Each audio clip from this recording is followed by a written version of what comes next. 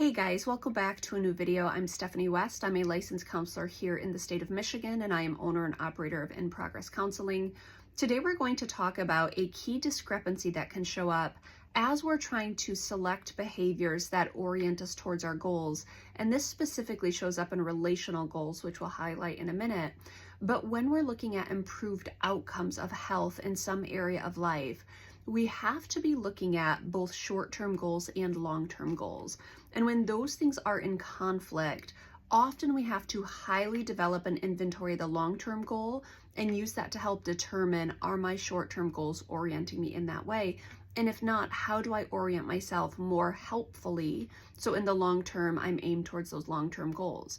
Now, I highlight relationally why that's problematic because relationships can often have a lot of reaction in them, especially relationships that haven't been tended to well. We haven't skill developed in areas that are really helpful, supportive of positive communication. How do we navigate conflict? If we rupture, how do we repair? When we haven't put those guardrails around a relationship and practice more helpful behaviors, the short-term goals and the long-term goals can get really confusing very quickly. So we want to tend to often, hey, what's the long-term plan here? So when a client comes in and they talk about a frustration they're having with their spouse, and maybe they're talking very pejoratively and nasty about their spouse, I will often ask them, hey, what's the long-term plan here? Because if the long-term plan is connection, if the long-term plan is a healthy relationship, if the long-term plan is to feel good about your marriage, some of these short-term things that are happening, some of these immediate things that are happening, they're actually quite problematic.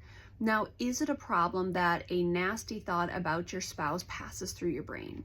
In and of itself, maybe not. Is it a enhancement for the relationship? Certainly not. But there's a phrasing that says, how do you go bankrupt? And it's gradually and then all of the sudden. So those flyaway thoughts, that short-term thing in my mind where I want to seek revenge or get some type of big response from them or put them in check, put them in their place. It's like, if that's a one and done, does it destroy a relationship? No.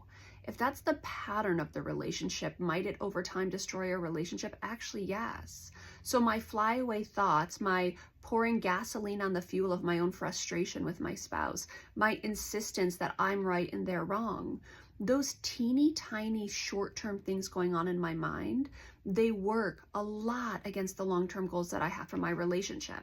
It's like, if I don't trust you, how do I expect to connect with you in the long term? If I don't practice trusting you in the day-to-day, how do I expect to trust you in the long term? And the problem with relationships is they can be so complex, and those protective, defense mechanisms come in, self-soothing comes in, trying to, short circuit a conversation, not stay in conflict, decide not to have the fight. Those short-term responses or short-term kind of immediate payoffs, they might in fact have really long-term consequences. So we often have to establish, what's the long-term goal here? If it is connection, then maybe we have to learn how to have a fight. If it is going to be, and I know some people might be like, no, that's not appropriate. Not fighting is problematic. Not hashing stuff out in the day-to-day can be very problematic. Now, part of what we do in therapy is also deciding, is this a problem that I want to address? Do I have the right to find my own pathway through it and sort through my emotions? Do I have to engage it right now? Now, there's a lot of ways to establish and align my short-term plan with my long-term goals, but to just not engage conflict or to be aversive to hard discussions, typically that's not for the long-term benefit of the relationship. And a lot of marriage research would support that, especially as we get into Gottman's work.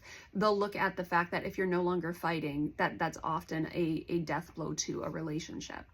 But I digressed a little bit. What we're talking about today is, in the short term, am I doing the things that align with my long-term goals? Do those two things aim in the same direction? Sometimes when they aim in opposite directions, we have to carefully craft our short-term goals differently. And I have to carefully decide, hey, what actually gets me the outcome I want? When I lash out, when I unload, when I sit there and I rip my person apart, does it orient us towards health? Very rarely would that be true. Can a relationship sustain intensity? Of course. but the research would also tell us that for every one negative interaction, we typically need anywhere between like 5 and 11 positive interactions to just counterbalance what's done when we take out a withdrawal or when we attack our relationship or attack the person in our relationship. Now, the research would also tell us that the 1 to 11 ratio is kind of that sweet spot. So 11 positives for every 1 negative.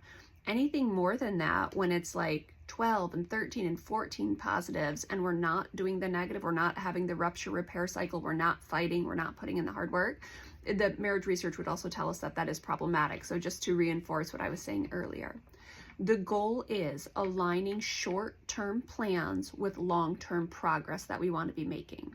That's our invitation today. Often, when we're slowing things down enough to evaluate and hold a relationship or evaluate and hold a decision, we're not only looking at what am I doing now, but we're orienting ourselves towards what's the payoff I want in the future. And we try ardently to make those two things align as consistently as we can.